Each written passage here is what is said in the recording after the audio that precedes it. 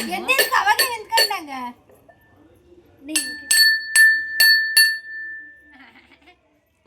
ಎಷ್ಟಾಗ್ತಿ ಸಾಕು ಅಪ್ಪ ನಮ್ಮ ಕಿವಿ ಕೂತೋದು ಕಿವಿ ಹೋದು ಅಪ್ಪ ಇವನ ಹತ್ರ ಆಗಲ್ಲಪ್ಪ ಹೆಚ್ಚು ಬರತಕ್ಕ ಬಡಿ. ಹಾಯ್ ಗಾಯ್ಸ್, ಈಗಾಗಲೇ 11:30 ಆಗಿದೆ. ಟೈಮು 11:30 ಬ್ಲಾಗ್ನ ಸ್ಟಾರ್ಟ್ ಮಾಡ್ತಾ ಇದ್ದೀನಿ. ಏನಪ್ಪ ಅಂದರೆ ನಾನು ನಿನ್ನೆ ಮನೆ ಕ್ಲೀನ್ ಮಾಡೋಣ ಅಂತ ಸ್ವಲ್ಪ ಸಾಮಾನೆಲ್ಲ ತೆಗೆದಿಟ್ಕೊಂಡೆ. ಅಷ್ಟು ಮೇಲ್ಗಡೆ ಎಲ್ಲ ಇದು ಮಾಡಿ ತೊಳೆದು ಜೋಡಿಸ್ದೆ. ಆಮೇಲೆ ಇಷ್ಟೆಲ್ಲ ತೊಳ್ಕೊಂಡು ಜೋಡಿಸ್ಕೊಂಡೆ. ಅಷ್ಟರಲ್ಲಿ ಫುಲ್ಲು ಹೊಟ್ಟೆ ನೋವು ಬಂದುಬಿಡ್ತು. ಹೊಟ್ಟೆ ನೋವು ಬಂದಮೇಲೆ ನೋಡಿ ಇಷ್ಟನ್ನು ತೊಳೆಯೋಕೆ ಹಾಕಿದ್ದೆ. ಇದನ್ನು ತೊಳೆಯೋಕ್ಕಾಗಲಿಲ್ಲ ಕೈಲಿ. ಫುಲ್ಲು ಹೊಟ್ಟೆ ನೋವು ಜಾಸ್ತಿ ಆಗಿಬಿಡ್ತು. ಮತ್ತು ಹೂವು ಬೇರೆ ಜಾಸ್ತಿ ಬಂದುಬಿಡ್ತು. ಹೂವು ಜಾಸ್ತಿ ಬಂದಿದ್ದರಿಂದ ಮಾಡೋಕ್ಕಾಗಲಿಲ್ಲ. ಇನ್ನು ಇದೆಲ್ಲ ತೊಳಿಬೇಕು, ಪಾತ್ರೆ ತೆಗೆದಿಟ್ಕೊಂಡಿದ್ದೀನಿ ತೊಳೆಯೋಕ್ಕೆ ಅಂದ್ಬಿಟ್ಟು. ಮತ್ತು ಇಲ್ಲಿ ಈ ಥರ ಇದೆ, ಇದೆಲ್ಲ ಕ್ಲೀನ್ ಮಾಡ್ಕೊಬೇಕು. ಮತ್ತು ಏನಪ್ಪ ಏನಾಗೈತೆ, ಏನು ಹೊಟ್ಟೆ ನೋವ್ತೈತೆ ಅಂತಲೇ ಗೊತ್ತಾಗಲಿಲ್ಲ. ಫುಲ್ಲು ಹೊಟ್ಟೆ ನೋವು ಬಂದ್ಬಿಡ್ತು. ಏನಾಗ್ಬಿಡ್ತು ನನಗೆ ಅಷ್ಟು ಹೊಟ್ಟೆ ನೋವು ಬಂದ್ಬಿಡ್ತು. ನನಗೆ ತಡ್ಕೊಳಕ್ಕಾಗಲಿಲ್ಲ. ನಾವು ದೇವಸ್ಥಾನಕ್ಕೆ ಹೊರಟಿದ್ರಿಂದ ಎಲ್ಲ ಕ್ಲೀನ್ ಮಾಡೋಣ ಅಂತ ಅಂದ್ಬಿಟ್ಟು ಮಾಡ್ತಾಯಿದ್ದೆ. ಮಾಡಿರಲಿಲ್ಲ ಕ್ಲೀನು. ಮಾವವ್ರನ್ನ ಕರ್ಕೊಬಂದಿದ್ದೆ. ಮನೆಗೆ ಕಟ್ಟು ಮಾಡೋಕ್ಕಾಗಲ್ಲ ಅಂದ್ಬಿಟ್ಟು ಮಾಡಲಿಲ್ಲ. ಯುಗಾದಿ ಹಬ್ಬದಲ್ಲಿ ನಾನು ಸುಮ್ಮನೆ ಪೂಜೆ ಮಾಡ್ಕೊಂಡೆ ಅಷ್ಟೇ. ಅದಕ್ಕೆ ನನ್ನ ಕೈಲಿ ನೋಡೋಕ್ಕಾಗಲಿಲ್ಲ. ಫುಲ್ಲು ಧೂಳಾಗೈತಲ್ಲ, ಕ್ಲೀನ್ ಮಾಡೋಣ ದೇವಸ್ಥಾನಕ್ಕೆ ಬೇರೆ ಹೋಗ್ತಾಯಿದ್ದೀನಿ ಅಂತ ಅಂದ್ಬಿಟ್ಟು ಇಳಿಸ್ಬಿಟ್ಟೆ. ಇಳಿಸಿದಾದ್ಮೇಲೆ ಹೂವು ಜಾಸ್ತಿ ಬಂದ್ಬಿಡ್ತು ನನಗೆ. ಮತ್ತು ಕಡೆ ಇದು ಮಾಡೋಕ್ಕಾಗಲಿಲ್ಲ ನನ್ನ ಕೈಲಿ. ಮನೆ ಕೆಲಸ ಹೂವು ಬರಲ್ಲ ಅಂದ್ಬಿಟ್ಟು ಹೂವೇ ಬಂದಿರಲಿಲ್ಲ. ಹೂವು ಬಂದಿಲ್ವಲ್ಲ ಅಂದ್ಬಿಟ್ಟು ಎಲ್ಲ ಇಳಿಸ್ಬಿಟ್ಟೆ. ಪಾತ್ರೆಗಳೆಲ್ಲ ತೊಳೆಯೋಣ ಅಂದ್ಬಿಟ್ಟು ನೋಡಿದ್ರೆ ಹೂವು ಬಂದ್ಬಿಡ್ತು. ನನಗೂ ಮೈ ಹುಷಾರಿಲ್ದಂಗೆ ಆಗ್ಬಿಡ್ತು. ಇನ್ನೂ ಮಾಡೋಕ್ಕಾಗ್ತಾಯಿಲ್ಲ. ಪಾಪ ಅಮ್ಮನೂ ಆದಷ್ಟು ಹಾಕಿದ್ರು ಅವ್ರ ಕೈಲೂ ಆಗಲಿಲ್ಲ. ಹಾರ ಹಾಕ್ಕೋಬೇಕು, ಅವ್ರ ಮನೆ ಕೆಲಸನೂ ಮಾಡ್ಕೋಬೇಕು. ಅವ್ರಿಗೂ ಆಗಲಿಲ್ಲ, ನನ್ನ ಕೈಲೂ ಆಗಲಿಲ್ಲ ಹಾಕೋಕ್ಕೆ. ಅದಕ್ಕೆ ನನ್ನ ಕೈಲೂ ಮಾಡೋಕ್ಕಾಗಿಲ್ಲ. ಆದಷ್ಟು ಸ್ವಲ್ಪ ಸುಧಾರಿಸ್ಕೊಳ್ಳೋದು, ಎದೊಳೋದು, ಹಾರ ಹಾಕೋದು ಹಿಂಗೆ ಮಾಡಿದೆ. ಈಗ 11 ಗಂಟೆ ಆಗಿದೆ. ಯಾಕೆಂದರೆ ಇನ್ನೊಂದೇ ದಿವಸ ಇರೋದು ಟೈಮ್ ನನಗೆ ದೇವಸ್ಥಾನಕ್ಕೆ ಹೋಗೋಕ್ಕೆ. ಇನ್ನೂ ನಾನು ಮಲಗಿದ್ರೆ ನಾನು ಕ್ಲೀನ್ ಮಾಡೋಕ್ಕಾಗೋದೇ ಇಲ್ಲ. ಮತ್ತು ಹಂಗಂತ ಹಿಂಗೆ ಬಿಟ್ಟು ನಾನು ದೇವಸ್ಥಾನಕ್ಕೂ ಹೋಗೋಕ್ಕಾಗಲ್ಲ ಅಲ್ವಾ. ಅದಕ್ಕೆ ಏನಪ್ಪ ಮಾಡೋದು, ಇವಾಗ ಕ್ಲೀನ್ ಮಾಡ್ಕೊಳ್ಳೋಣ ಅಂದ್ಬಿಟ್ಟು ಅಲ್ಲಿ ಹೂವು ಎಲ್ಲ ಹಾಕಿದ್ದಾಯಿತು. ನಾನಿವತ್ತು ಸ್ವಲ್ಪನೇ ಹಾಕಿದ್ದು. ನಮ್ಮ ಅತ್ತಿಗೆ ಮಕ್ಕಳು ಎಲ್ಲ ನಮ್ಮ ಅಣ್ಣನ ಮಕ್ಕಳು ಎಲ್ಲ ಬಂದಿದ್ದರು. ಅವರು ಹಾಕ್ಕೊಟ್ರು ಅನ್ನ. ನಾನೇನು ಹಾರ ಹಾಕಿಲ್ಲ. ಆದರೂ ಹೊಟ್ಟೆ ನೋವು ಹೂವು ಕೈ ಕುದ್ರೆ ಸಾಕು ಹೊಟ್ಟೆ ನೋವು ಬರ್ತಿತ್ತು. ಈಗ ಜಾಸ್ತಿ ಆಗಿದೆ ಅನಿಸುತ್ತೆ. ಅದಕ್ಕೆ ಏನು ಮಾಡಿದೆ, ನಾನು ಅಷ್ಟೇನು ಹಾಕಲಿಲ್ಲ. ಸುಮ್ಮನೆ ಅವ್ರ ಜೊತೆ ಒಂದು ಸ್ವಲ್ಪ ಹಾಕ್ತೆ ಅಷ್ಟೇ. ಸ್ವಲ್ಪ ರೆಸ್ಟ್ ಮಾಡಿದೆ ಬೆಳಗ್ಗೆ. ಆಮೇಲೆ ಸ್ವಲ್ಪ ಹೊತ್ತಾದಮೇಲೆ ನಾನು ಇದು ಒಂದು ಲೋಟ ಫ್ರೆಶ್ ಮಾಡ್ಕೊಂಡು ಕುಡಿದೆ. ಫಸ್ಟು ಬಿಸಿನೀರು ಕುಡ್ದಿದ್ದಾಗಿ ಒಂದು ಸ್ವಲ್ಪ ಹೊತ್ತಿಗೆ ಫ್ರೆಶ್ ಮಾಡ್ಕೊಂಡು ಕುಡಿದೆ. ಫುಲ್ಲು ಹೆಂಗಿತ್ತಂದ್ರೆ ಹೊಟ್ಟೆ ನೋವು ನನಗೆ ಏನು ಆಗ್ಬಿಡುತ್ತಪ್ಪ ಅನ್ನೋ ಥರ ಇತ್ತು ಹೊಟ್ಟೆ ನೋವು. ಫ್ರೆಶ್ ಕುಡಿತಿದ್ದಂಗೆ ಫ್ರೆಶ್ ಕುಡಿದ್ಬಿಟ್ಟು ನನಗೆ ಯಾಕೋ ಇಲ್ಲಿರೋಕ್ಕೆ ಭಯ ಆಯಿತು. ತುಂಬ ಇದು ಹೊಟ್ಟೆ ನೋವಿತ್ತು, ವಾಮಿಟ್ ಬೇರೆ ಆಗೋಯಿತು. ಅದಕ್ಕೆ ಏನು ಮಾಡಿದೆ, ಭಯ ಆಯಿತು ನನಗೆ ಇಲ್ಲಿರೋಕ್ಕೆ. ಭಯ ಆಗಿದ್ದಕ್ಕೆ ನಾನು ಇಲ್ಲಿ ಅಮ್ಮವ್ರ ಮನೆ ಹತ್ರ ಹೊರಟೋದೆ. ಒಬ್ಬಳೇ ಇದ್ದೀನಿ, ನನಗೇನಾಗ್ಬಿಡುತ್ತೋ ಏನೋ ಅಂದ್ಬಿಟ್ಟು ಅಲ್ಲಿ ಹೋದೆ. ಅಲ್ಲೋಗಿ ಸ್ವಲ್ಪ ಹೊತ್ತು ಮಲ್ಕೊಂಡೆ, ಕಡಿಮೆ ಆಯಿತು. ಆಮೇಲೆ ಎದ್ದು ತಿರ್ಗಿ ಇನ್ನೊಂದು ಲೋಟ ಫ್ರೆಶ್ ಮಾಡ್ಕೊಂಡು ಕುಡಿದು ಮತ್ತು ಒಂದು ಲೋಟ ಶೇಕ್ ಮಾಡ್ಕೊಂಡು ಕುಡಿದೆ. ಸರಿ ಹೋಯಿತು. ನಾನು ಸ್ವಲ್ಪ ದಿನ ಶೇಕ್ನ ತೊಗೊಂಡಿರಲಿಲ್ಲ. ಪೀರಿಯಡ್ಸ್ ಆಗಿ ಜಾಸ್ತಿ ದಿನ ಆಗಿತ್ತು. ಒಂದು 3 ತಿಂಗಳು 6 ತಿಂಗಳು ಈ ಥರ ಆಗಿತ್ತು ಪೀರಿಯಡ್ಸ್ ಆಗಿ. ಅದಕ್ಕೆ ಹೊಟ್ಟೆ ನೋವು ಬಂತೇನೋ ಅಂತ ನಾನು ಫಸ್ಟ್ ಅಂದ್ಕೊಂಡೆ. ಪೀರಿಯಡ್ಸ್ ಆಗಿಲ್ಲಲ್ಲ, ಅದಕ್ಕೆ ಹೊಟ್ಟೆ ನೋವು ಬಂದಿರಬೇಕು ಅಂತ ಅಂದ್ಬಿಟ್ಟು. ಅದು ಪೀರಿಯಡ್ಸ್ದು ಬೇರೆ ಹೊಟ್ಟೆ ನೋವು ವ್ಯತ್ಯಾಸ ಇರುತ್ತೆ. ಗೊತ್ತಾಯಿತು ನನಗೆ ಪೀರಿಯಡ್ಸ್ದೆಲ್ಲ. ಏನಾಯ್ತಂದರೆ ಊರಿಗೆ ಹೋಗಿದ್ವಿ ನಾವು. ಊರಲ್ಲಿ ಹಬ್ಬ ಐತೆ ಅಂದ್ಬಿಟ್ಟು ಊರಿಗೆ ಆಟೋದಲ್ಲಿ ಹೋಗ್ತಾನೆ ಸ್ವಲ್ಪ ಲೈಟಾಗಿ ಹೊಟ್ಟೆ ನೋವು ಬಂದಂಗೆ ಆಯಿತು. ನಾನು ಅವಾಗ ಅಂದ್ಕೊಂಡೆ ಎಲ್ಲೋ ಪೀರಿಯಡ್ಸ್ ಆಗೋಕ್ಕೇನೋ, ನಾನು ಊರಿಗೆ ಬಂದುಬಿಟ್ನಲ್ಲ, ಏನು ಮಾಡೋದು ಅಂದ್ಕೊಂಡೆ. ಆಮೇಲೆ ನೋಡಿದ್ರೆ ಇಲ್ಲ, ಏನೂ ಆಗಲಿಲ್ಲ ಆ ಥರ. ಆಮೇಲೆ ಚಿಕನ್ ಮಾಡಿದರು ಊರಲ್ಲಿ. ಚಿಕನ್ ತಿಂದ್ಬಿಟ್ಟೆ. ಚಿಕನ್ ತಿಂದು ಆಮೇಲೆ ಅಲ್ಲೆಲ್ಲ ಚೆನ್ನಾಗಿದೆ ಅಂದರೆ ಸ್ವಲ್ಪ ಹೀಟ್ ಆಗೈತೆ ಅನ್ನೋ ಥರ ಇತ್ತು ನನಗೆ ಅಲ್ಲಿ. ಇಲ್ಲಿ ಬಂದರೆ ಬೆನ್ನೋವು. ಬೆಳಗ್ಗೆ ಎದ್ದೊಳಕ್ಕಾಗ್ತಿಲ್ಲ. ಫುಲ್ಲು ಬೆನ್ನು ನೋವ್ತೈತಲ್ಲ ಅಂದ್ಬಿಟ್ಟು ಹೋಗಿ ತಂದು ಹಚ್ಕೊಂಡು ಮಲಗಿದೆ. ಮತ್ತೆ ಜಾಸ್ತಿ ಆಗೋಯ್ತು, ಸಿಕ್ಕಾಪಟ್ಟೆ ಹೊಟ್ಟೆ ನೋವು ಬಂದ್ಬಿಡ್ತು ಆಮೇಲೆ ಒಂದು ಸ್ವಲ್ಪ ಹೊತ್ತಿಗೆ. ಆಮೇಲೆ ನಾನು ಫ್ರೆಶ್ ಎಲ್ಲ ಮಾಡಿಕೊಂಡು ಕುಡಿದು ಆಮೇಲೆ ಸರಿ ಹೋಯ್ತು ಸ್ವಲ್ಪ. ಸರಿ ಹೋದ್ಮೇಲೆ ಮತ್ತೆ ಶೇಕ್ ಮಾಡ್ಕೊಂಡು ಕುಡಿದೆ, ಸರಿ ಹೋಯ್ತು. ಈಗ ಸ್ವಲ್ಪ ಪರವಾಗಿಲ್ಲ, ಅಲ್ಲಂದರೆ ಲೈಟಾಗಿ ಒಂದು ಸ್ವಲ್ಪ ಲೈಟಾಗಿ ಅದೇನೋ ಗೊತ್ತಿಲ್ಲ, ಹೂವು ಕೈ ಕುದ್ರೆ ಸ್ವಲ್ಪ ಲೈಟಾಗಿ ಹೊಟ್ಟೆ ನೋವು ಬಂದಂಗೆ ಆಗ್ತೈತೆ, ಹಿಟ್ಟು ಏನೋ ಗೊತ್ತಿಲ್ಲ ನನಗೆ. ಇಲ್ಲಾಂದರೆ ಏನಿಲ್ಲ, ಆರಾಮಾಗೇ ಇದ್ದೀನಿ ನಾನು. ಅಂದರೆ ಜಾಸ್ತಿ ಹೊತ್ತು ಕುತ್ಕೊಂಡು ಅದಕ್ಕೆ ನೋವುತ್ತೋ ಏನಂತ ಗೊತ್ತಿಲ್ಲ, ನನಗಂತೂ ಏನಾಗುತ್ತಪ್ಪ ಅನ್ನೋ ಥರ ಆಗೋಯ್ತು, ಭಯನೇ ಆಯಿತು ನನಗೆ. ಏನೂ ಆಗಿಲ್ಲ, ಸದ್ಯ ಚೆನ್ನಾಗಿದ್ದೀನಿ. ಮತ್ತು ಇವಾಗ ಇನ್ನೇನು ಮಾಡೋಕ್ಕಾಗಲ್ಲ, ನನಗೆ ಇನ್ನು ಉಳಿದಿರೋದು ಒಂದೇ ದಿವಸ ಅಲ್ವಾ ಟೈಮು. ಮಾಮೂಲಿ ನಾನು ಯಾವಾಗಲೂ 12-1 ಗಂಟೆ ಹಿಂಗೆ ಮಲ್ಗೋದು ಹಾರ ಹಾಕ್ಬಿಟ್ಟು. ಇವತ್ತು ಆದಷ್ಟು ಸುಧಾರಿಸ್ಕೊಂಡು ಅಡುಗೆ ಮನೆ ಕ್ಲೀನ್ ಮಾಡ್ಕೊಳ್ಳೋಣ ಅಂತಂದ್ಬಿಟ್ಟು. ಬೆಳಗ್ಗೆ ಬೇರೆ ಅತ್ತಿಗೆಯವರು ಮಡ್ಲಕ್ಕಿ ಕೊಡೋಕ್ಕೆ ಅಂತ ಬಂದಿದ್ದಾರೆ ಮಾರಮ್ಮನ ದೇವಸ್ಥಾನಕ್ಕೆ. ಅವರೆಲ್ಲ ಹೋಗೋವಾಗ ನಾನು ಹೋದರೆ ಚೆನ್ನಾಗಿರುತ್ತೆ, ಆದಷ್ಟು ಟ್ರೈ ಮಾಡ್ತಾಯಿದ್ದೀನಿ ಮಾಡೋಕ್ಕೆ. ಈಗೇನಿಲ್ಲ ಹೊಟ್ಟೆ ನೋವು, ಆವಾಗ ಒಂದು ಸ್ವಲ್ಪ ನೋವ್ತಾ ಇತ್ತು, ಮತ್ತು ಸಾಯಂಕಾಲದಾಗ ಒಂಚೂರು ನೋವು ಜಾಸ್ತಿ ಆದಂಗೆ ಆಗ್ತಿತ್ತು. ನಮ್ಮ ಸರಿಗೆ ಫೋನ್ ಮಾಡಿಬಿಟ್ಟು ಹೈಡ್ರೇಟ್ ತೆಗೆಸ್ಕೊಂಡೆ.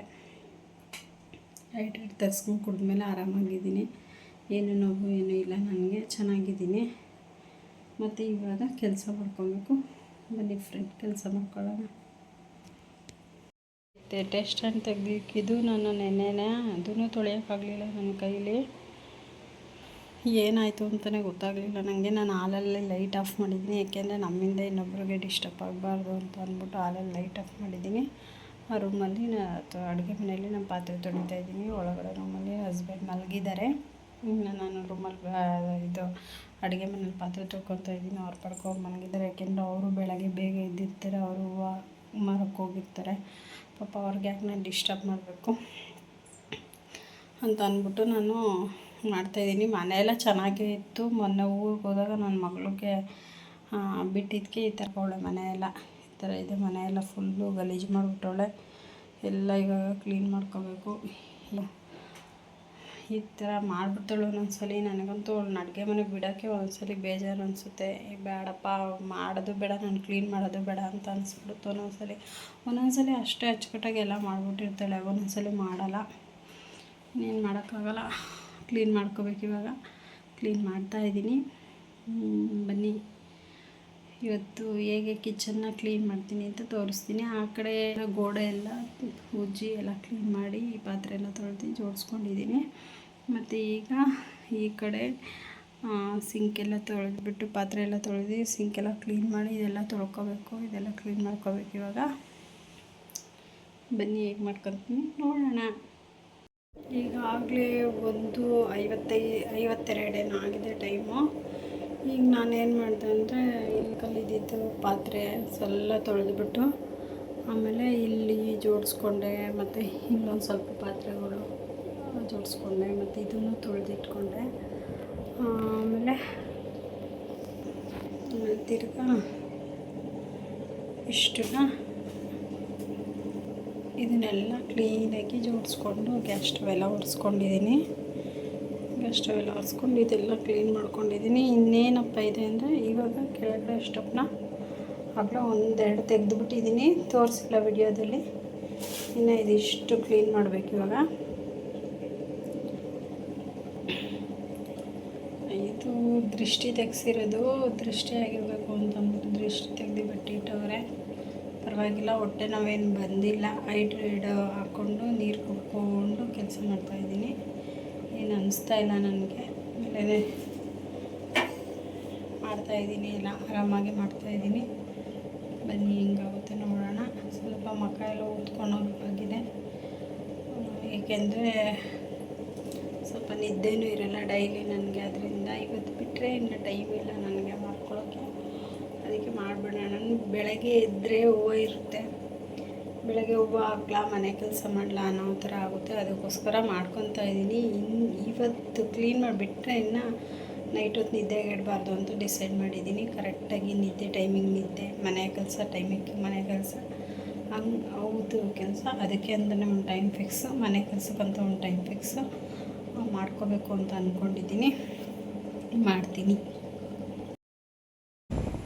ಈಗ ಬೆಳಗ್ಗೆ 7:30 ಎದ್ಬಿಟ್ಟು ಹೋಗೋದು ಹೆಂಗೆ ಮಲಗಿದೆ ಅಂತಲೇ ಗೊತ್ತಾಗಿಲ್ಲ. ಟೈಮ್ ಆಯಿತು, ಸ್ವಲ್ಪ ಬೆನ್ನು ಬಂದಂಗೆ ಆಯಿತು ಅಂದ್ಬಿಟ್ಟು ಮಲ್ಕೊಂಡೆ. ಹಾಗೆ ನಿದ್ದೆ ಹೋಗ್ಬಿಟ್ಟಿದ್ದೆ. ಬೆಳಗ್ಗೆ 7:30 ಎದ್ಬಿಟ್ಟು ಮತ್ತೆ ಕೆಲಸನ ಸ್ಟಾರ್ಟ್ ಮಾಡ್ಕೊತಾ ಇದ್ದೀನಿ. ಆಯಿತು, ಇವೆಲ್ಲ ತೊಳೆದ್ಬಿಟ್ಟು ಇದೆಲ್ಲ ಜೋಡಿಸಿದ್ದೀನಿ. ಇದೆ ಮತ್ತು ಕಿಚನ್ ಇನ್ನು ಅಷ್ಟೇ ತೊಳೆಯೋಕೆ ಹಾಕ್ಕೊಂಡಿದ್ದೀನಿ. ಇನ್ನು ಎರಡೆರಡೆ ತೊಳೆಯೋದು ಇಟ್ಕೊಳ್ಳೋದು ಈ ಥರ ಮಾಡ್ತಾಯಿದ್ದೀನಿ. ಇನ್ನು ಇವೆಲ್ಲ ತೊಳಿಬೇಕು.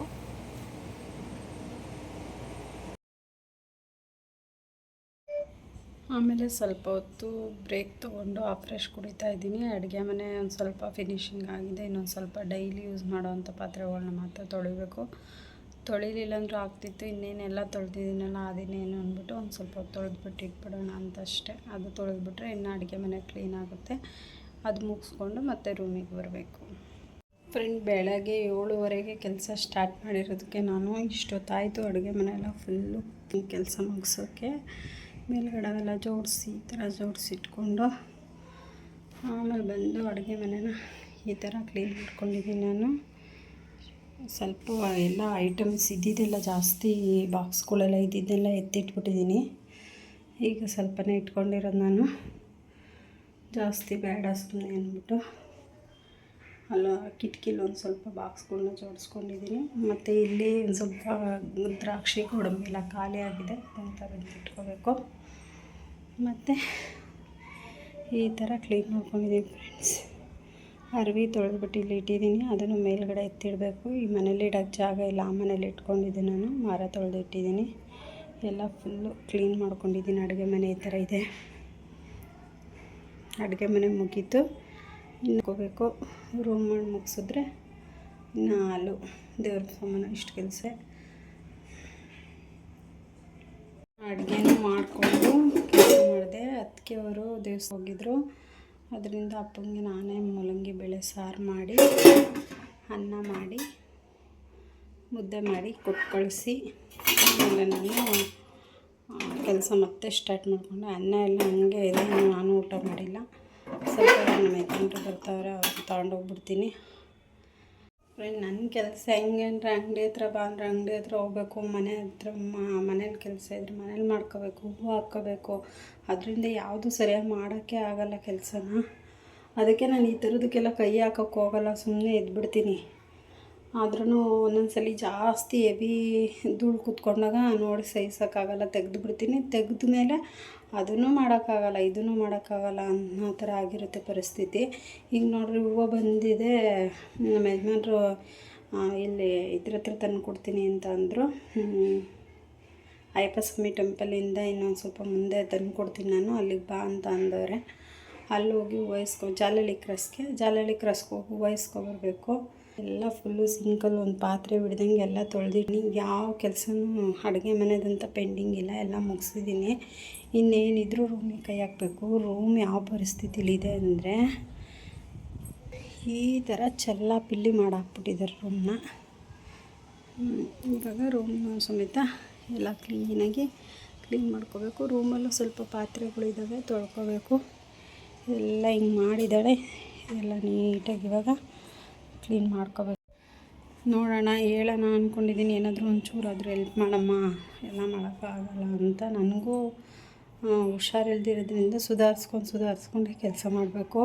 ಸ್ವಲ್ಪ ಹೊತ್ತು ಕೂತ್ಕೊಳ್ಳೋದು ಹಿಂಗೆ. ಈಗಾಗಲೇ ಹತ್ತತ್ರ 2:20 ಆಗ್ತಾ ಬಂತು ಟೈಮು. 7:30 ಕೆಲಸ ಸ್ಟಾರ್ಟ್ ಮಾಡಿರೋದಕ್ಕೆ 2:20 ಅಡುಗೆ ಮನೆ ಮುಗ್ಸೋಕ್ಕೆ.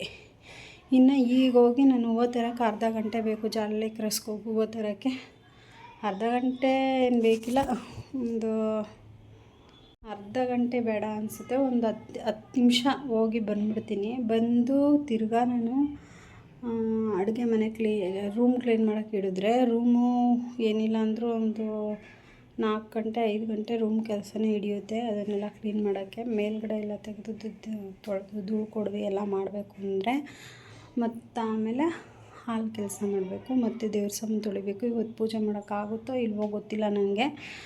ಆಗಲಿಲ್ಲ ಅಂದರೆ ಇನ್ನೇನು ಮಾಡೋಕ್ಕಾಗಲ್ಲ, ನಾಳೆ ಮಾಡ್ಕೊತೀನಿ. ದೇವ್ರ ಸಾಮಾನೆಲ್ಲ ತೊಳಿಬೇಕು. ನಾನು ಪೂಜೆ ಮಾಡೋಕ್ಕಾಗಿಲ್ಲ ಅಂದರೆ ನಾಳೆ ಮಾಡ್ಕೊತೀನಿ. ಆದಷ್ಟು ಕ್ಲೀನಿಂಗ್ ಕೆಲಸ ಮುಗಿಸ್ಕೊತೀನಿ ಇವತ್ತು. ಯಾಕೆಂದರೆ ಕ್ಲೀನ್ ಮಾಡಲೇಬೇಕು. ನನಗಂತೂ ಮನೆ ನೋಡೋಕ್ಕೆ ಆಗಿಲ್ಲ. ಕ್ಲೀನ್ ಮಾಡಿದ್ಮೇಲೆ ಪೂಜೆ ಮಾಡೋದು, ಅಂಥವ್ರಿಗೂ ಮಾಡೋಕ್ಕೋಗಲ್ಲ ನಾನು. ಪೆಟ್ರೋಲ್ ಐತೆ ತಗೊಂಡೋಗಮ್ಮ ಅಂದ್ಲು. ನೋಡಿದ್ರೆ ಗಾಡಿ ಅರ್ಧಕ್ಕೆ ಬಂದು ನಿಂತೈತೆ. ಹೂವು ತೊಗೊಂಬರೋಣ ಅಂತ ಬಂದಿದ್ದೆ, ಗಾಡಿ ನಿಂತೈತೆ. ಅಪ್ಪಂಗೆ ಫೋನ್ ಮಾಡಿದ್ದೀನಿ, ಅಪ್ಪ ಪೆಟ್ರೋಲ್ ತೊಗೊಂಬಂದ್ಮೇಲೆ ಹೋಗ್ಬೇಕು.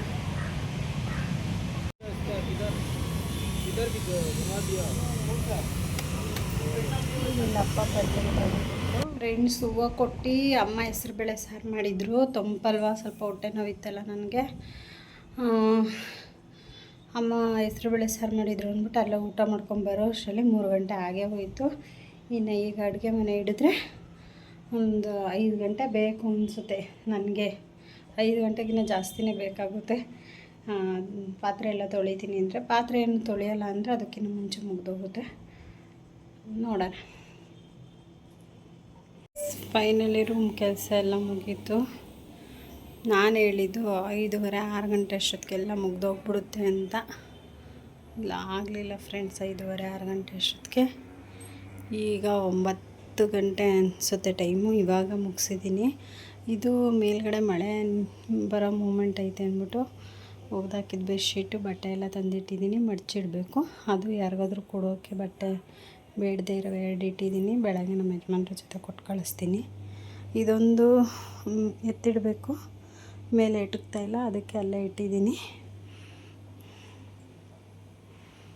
ಇನ್ನು ಇದು ಹಿತ್ತಾಳಿ ಸಾಮಾನೆಲ್ಲ ಅಮ್ಮ ಉಜ್ಕೊಟ್ರು. ಹಿತ್ತಾಳಿದು ಮಾತ್ರ ಉಜ್ಕೊಟ್ರು ಅವರು. ಮಿಕ್ಕಿದೆಲ್ಲ ನಾನೇ ತೊಳೆದು ಹಾಕಿದ್ದೀನಿ. ಇಲ್ಲಿ ಈ ಥರ ಮಡಕೆ ಇದೆ, ಈ ಥರ ಇದೆ. ಎಷ್ಟು ಕ್ಲೀನ್ ಮಾಡ್ಕೊಂಡಿದ್ದೀನಿ. ಇದರಲ್ಲಿ ಸ್ವಲ್ಪ ಬ್ಯಾಗು ಇವು ಬಟ್ಟೆ ಒಗೆಯೋವೆ, ಅದನ್ನು ಒಗಿಬೇಕು, ಒಗೆಯೋಕೆ ಹಾಕಬೇಕು. ಇನ್ನೊಂದು ಮಿಷಿನಲ್ಲಿ ಬಟ್ಟೆ ಹಾಕ್ತಾಯಿದೆ, ಅದಕ್ಕೆ ಮಿಷಿನಲ್ಲಿ ಬಟ್ಟೆ ಹಾಕ್ತಾಯಿದೆ. ಒಂದು ಕಡೆ ಮೂಲಂಗಿ ಬೇಳೆ ಸಾರು ಮಾಡಿದ್ನಲ್ಲ ಮಧ್ಯಾಹ್ನ, ಅದೇ ಇತ್ತು. ಅದಕ್ಕೆ ಅಕ್ಕಿ ಇಟ್ಕೊಂಡಿದ್ದೀನಿ, ಊಟ ಮಾಡಬೇಕು. ಹೊಟ್ಟೆ ಹಸ್ತು ಹೋಗ್ತೈತೆ, ಕೆಲಸ ತುಂಬ ಆಯ್ತಲ್ಲ, ಹಸಿತೈತೆ. ಊಟ ಮಾಡಬೇಕು ಇವಾಗ. ಎಲ್ಲ ಕೆಲಸ ಮುಗೀತು. ಇನ್ನು ನಾಳೆ ಬೆಳಗ್ಗೆ ಎದ್ದು ಹಾಲನ್ನ ಕ್ಲೀನ್ ಮಾಡಿಕೊಂಡು, ಮತ್ತು ಫ್ರಿಜ್ ಒಂಚೂರು ಕ್ಲೀನ್ ಮಾಡಿಕೊಂಡು, ಹಾಲನ್ನ ಒಂಚೂರು ಕ್ಲೀನ್ ಮಾಡಿಕೊಂಡು ಪೂಜೆ ಮಾಡಿಬಿಟ್ರೆ ಆಯಿತು. ಅಷ್ಟೇ. ಪೂಜೆ ಮಾಡಿ ದೇವಸ್ಥಾನಕ್ಕೆ ಕೊಡಬೇಕು. ಇಷ್ಟೇ ಫ್ರೆಂಡ್ಸ್. ನೋಡೋಣ, ಮತ್ತು ಇದೇ ಬ್ಲಾಗ್ನ ಆದರೆ ಕಂಟಿನ್ಯೂ ಮಾಡ್ತೀನಿ, ಇಲ್ಲಾಂದರೆ ನೆಕ್ಸ್ಟ್ ಬ್ಲಾಗಲ್ಲಿ ಸಿಗೋಣ.